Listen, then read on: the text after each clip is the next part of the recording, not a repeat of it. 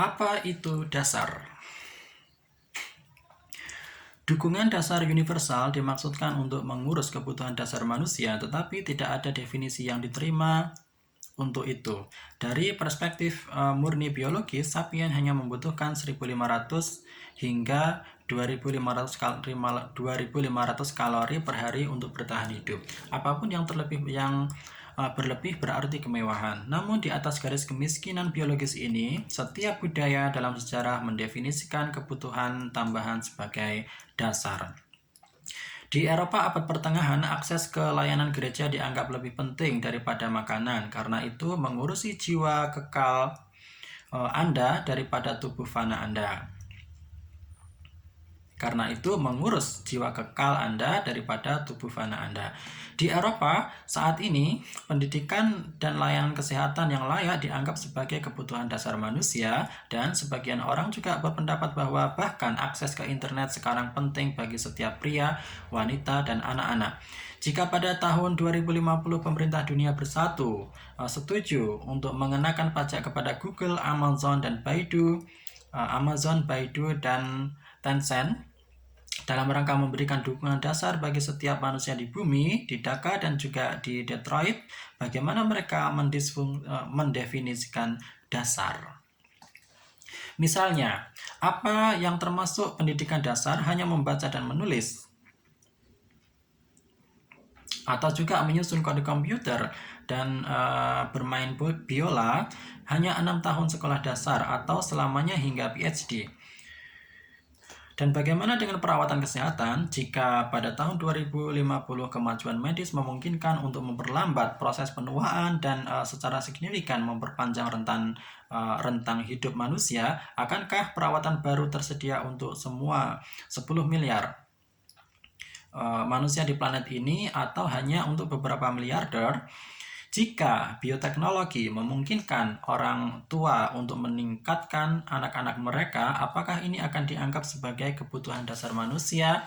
Atau akankah kita melihat umat manusia terbagi menjadi kasta-kasta biologis yang berbeda, dengan manusia super yang kaya raya, yang menikmati kemampuan yang jauh melampaui Homo sapiens yang miskin?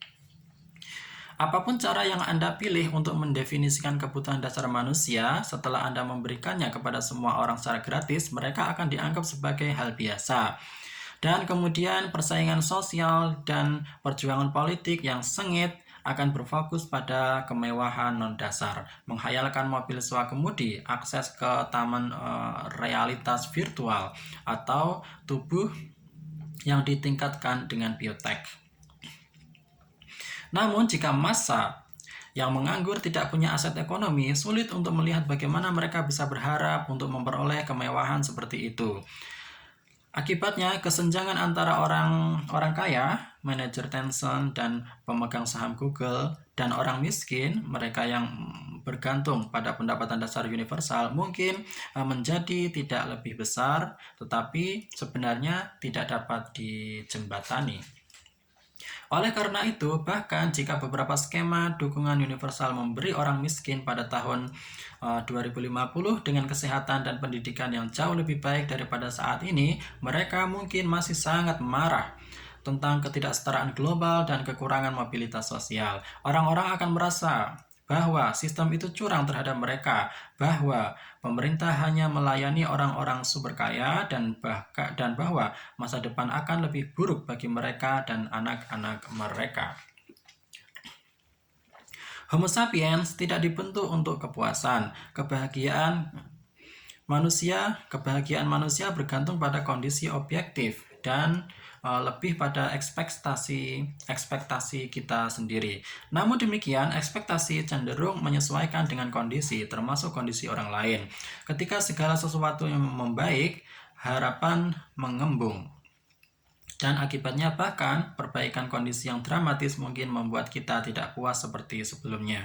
Jika dukungan dasar universal ditujukan untuk meningkatkan kondisi objektif rata-rata orang pada tahun 2050, ia memiliki peluang yang adil untuk berhasil. Tetapi jika itu bertujuan untuk membuat orang secara subjektif lebih puas dan dengan nasib mereka dan mencegah ketidakpuasan sosial, itu mungkin akan gagal. Untuk benar-benar mencapai tujuannya, dukungan dasar universal harus dilengkapi dengan beberapa pengejaran yang bermakna, mulai dari olahraga hingga agama. Mungkin eksperimen paling sukses sejauh ini dalam cara menjalani kehidupan yang puas di dunia pasca kerja telah dilakukan di Israel. Di sana sekitar 50% Yahudi ultra ortodoks tidak pernah bekerja. Mereka mendedikasikan hidup mereka untuk mempelajari kitab suci dan melakukan ritual keagamaan. Mereka dan keluarga mereka tidak kelaparan. Sebagian karena para istri sering bekerja dan sebagian lagi karena pemerintah memberi mereka subsidi yang murah hati dan layanan gratis dan memastikan bahwa mereka tidak kekurangan kebutuhan dasar kehidupan. Itu adalah bentuk dukungan dasar universal avant la lettre sebelum istilah itu diciptakan.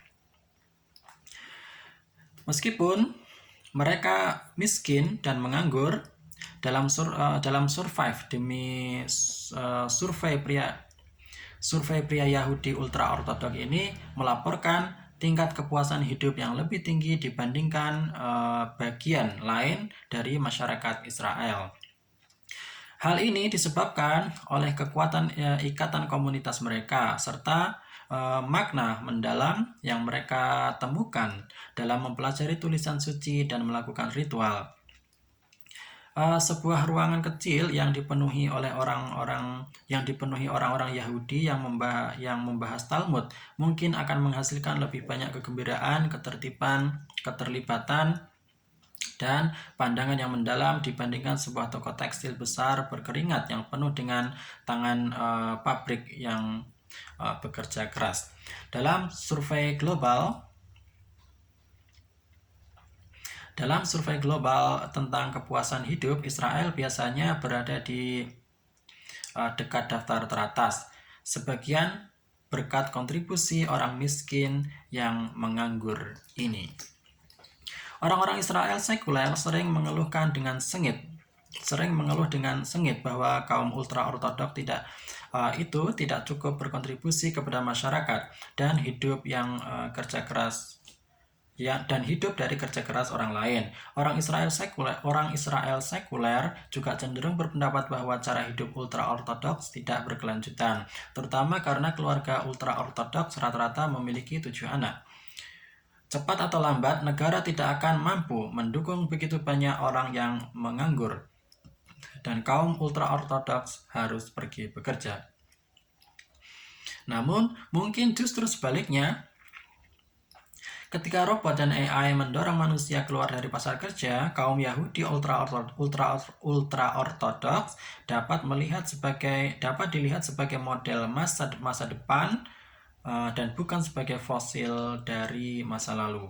Bukan berarti semua orang akan menjadi Yahudi ortodoks dan pergi ke Yeshiva untuk mempelajari Talmud. Namun dalam kehidupan semua orang, pencarian makna dan ikatan komunitas mungkin menjadi gerhana bagi pencarian pekerjaan. Jika kita berhasil menggabungkan